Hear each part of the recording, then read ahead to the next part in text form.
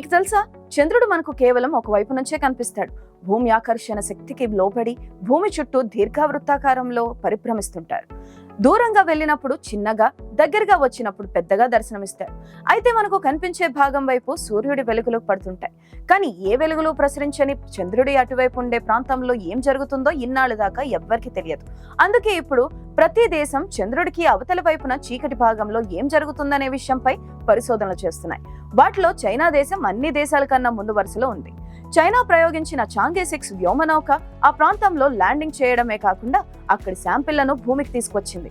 America అంతరిక్ష పరిశోధనా సంస్థ నాసా చేపట్టిన లేటెస్ట్ ప్రాజెక్ట్ ఆర్టెమిస్ 1 మిషన్ 1. ఇందులో భాగంగా చందమామపై ప్రయోగాలను చేయడానికి ఇటీవలే ఓరియన్ స్పేస్ క్రాఫ్ట్ ను పంపించారు నాసా శాస్త్రవేత్తలు. ఇది మానవరహిత మిషన్. $4.1 బిలియన్ వ్యయంతో చేపట్టిన ఈ మిషన్ మూన్ లాంచ్ ను విజయవంతం చేశారు నాసా శాస్త్రవేత్తలు. ఈ స్పేస్ క్రాఫ్ట్ చంద్రుడి కక్షలో చక్కర్లు కొడుతుంది.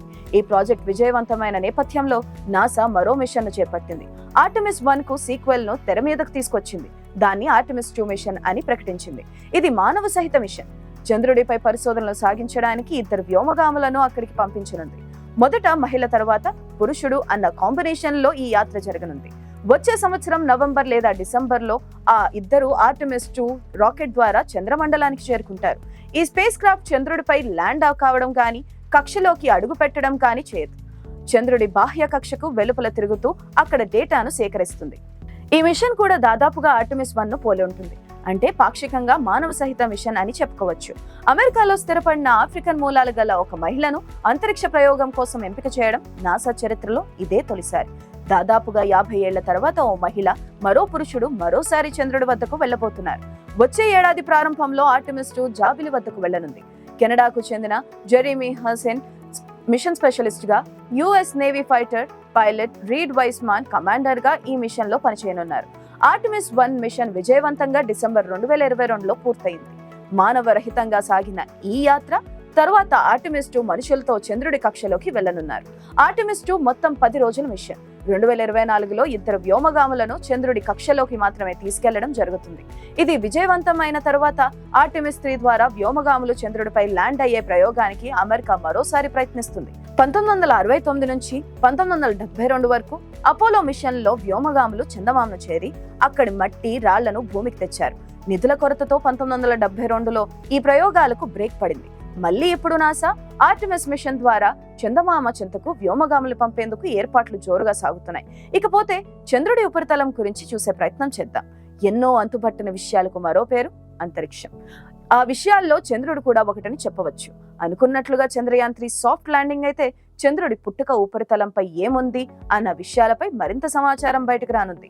ఒక సిద్ధాంతం ప్రకారం సౌర కుటుంబం ఏర్పడిన 6 నుంచి 17.5 కోట్ల సంవత్సరాలకు పూర్వం భూమిని ఓ భారీ పరిమాణంలో ఓ గ్రహశకలం ఢీకొట్టింది. దాంతో విచ్చుకుపోయిన భూమి శకలాల భూమి నుంచి దూరంగా విసిరేయబడ్డాయి. ఆ విడిపోయిన ఓ భాగమే చంద్రుడిగా ఏర్పడింది. ఈ థియరీ చాలా మంది శాస్త్రవేత్తల ఆమోదం పొందింది. ఇది కాక మరో 3 థియరీలు ఉన్నాయని బ్రిటన్ పరిశోధకురాలు సారా రసెల్స్ అంటున్నారు. వీటిలో మొదటిది ఓ ఆస్ట్రాయిడ్ భూ ఆకర్షణలో చిక్కుకుపోయి కొంతకాలానికి చంద్రుడిగా మారి భూకక్షలోకి వచ్చి చేరింది. ఇక రెండో థియరీ ఏమిటంటే భూమి, చంద్రుడు ఒకేసారి ఆవిర్భవించాయి. మూడో థియరీ ప్రకారం భూ పరిభ్రమణం వల్ల ఓ మొక్క వేరుపడి చంద్రుడిగా ఏర్పడి ఉంటుందని చెబుతున్నారు శాస్త్రవేత్తలు. పరిణామ క్రమంలో భూమి నుంచి చంద్రుడు దూరం అవుతున్నాడన్న థియరీ కూడా ఉంది. ఇప్పటి వరకు భూమి నుంచి 60,000 కిలోమీటర్ల దూరం జరిగిపోయాడని వారు చెబుతున్నారు.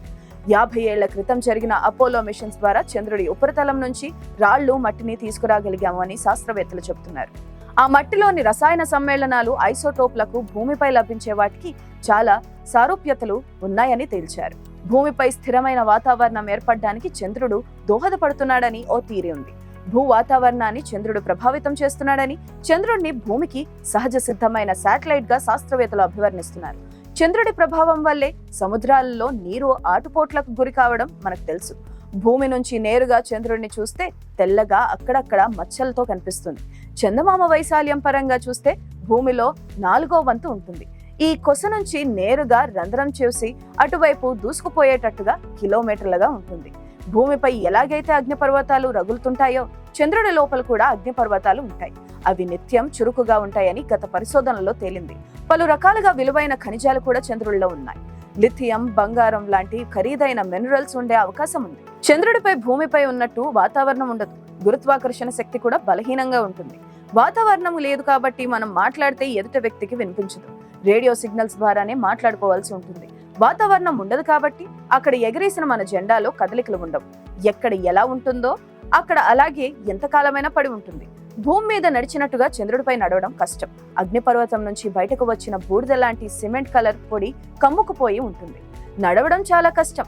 అంతేకాదు, చంద్రుడికి విశ్వాంతరాల నుంచి గ్రహశకలాల తాకిడి చాలా ఎక్కువ.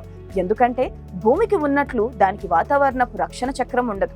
అందుకే పడిన ప్రతి శకలం చంద్రుడిని గాయాల పాలు చేస్తుంది. అదే భూమి మీద అయితే అది వాతావరణ కారణంగా దాదాపుగా మండిపోతుంది. చంద్రుడిపై ఆస్ట్రాయిడ్స్ పడిన చోట క్రేటర్లు ఏర్పడతాయి. ఆ క్రేటర్లు దుమ్ముతో నిండి ఉంటాయి. వాతావరణం గాలి లేకపోవడంతో పడ్డ దుమ్ము పడ్డట్టుగా అలాగే పడి ఉంటుంది. ఇప్పుడు భారత్ తలపెట్టిన చంద్రయాన్-3 దక్షిణ ధ్రువం వైపు సాఫ్ట్ ల్యాండింగ్ చేయనుంది. లక్షల సంవత్సరాలుగా ఆ ప్రాంతం నీళ్లలోనే ఉంది. అక్కడ నీరే ఉందో మంచుతో కప్పబడి ఉందో తెలియదు. అయితే చంద్రుడిపై పుష్కలంగా నీరు ఉందని చంద్రయాన్-1 ఆర్బిటర్ బయట పెట్టింది. అది నిజమే. అయితే ఆ నీరు ఏ రూపంలో ఉందో ఇప్పుడు చంద్రయాన్-3 రోవర్ ప్రజ్ఞాన రోవర్ పరిశోధనల ద్వారా తెలుస్తుంది. నీరు గనక ఉంటే ఖచ్చితంగా జీవం ఉంటుంది. జీవం ఉంటే అది ఎలా ఉందన్న విషయం తెలుసుకోవాల్సి ఉంటుంది. ఇలా ఎన్ని తెలుసుకున్నా ఇంకా తెలుసుకోవాల్సింది చాలా ఉంటుంది. కాబట్టి చంద్రయాన్-3తో ప్రయోగాలు పూర్తి కావు. అవి నిరంతరం కొనసాగుతూనే ఉంటాయి.